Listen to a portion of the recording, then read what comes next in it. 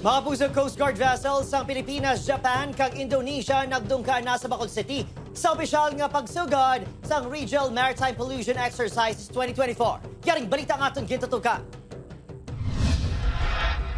Nag-angkla na sa kadagatan sa Bacolod City ang BRP Gabriela Silang sang Philippine Coast Guard, PLHO-2 Tsugaro sang Japan kag KN Trisula, P111 sang Indonesia sa pag-arangka sang Regional Marine Pollution Exercise 2024. Tutukan sang friendly exercises ang pagsulong sa environmental protection kaangay sang Kahandaan sa mga pungsod sa tion nga may oil spill, search and rescue, pati equipment recovery sa mga pungsod. We hope that the regional marpol in Bacolod will be successful, and we also hope we can improve our experience and have more friendship with all participants.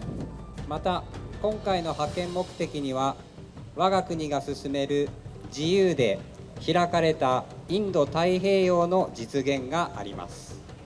The purpose of this dispatch is the realization of free and Indo-open Pacific, which Japan is promoting.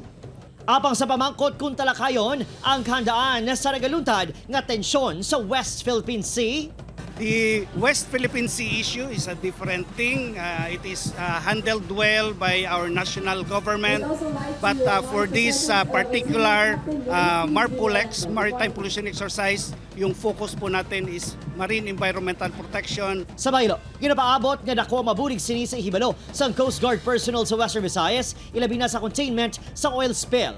Kapin 500 sa Coast Guard personnel gikan sa tatlo ka pungsod ang kabahin sa simulation exercises kag tabletop discussions. Magluwas pa sa mga Korean, Vietnamese kag American observers. Kada duha ka tuig ginapatigayon ang MARPOLEX.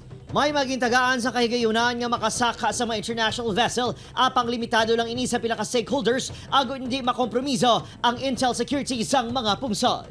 Opod, Kiril Casillo, Adrian Prieto, 1 Western Visayas.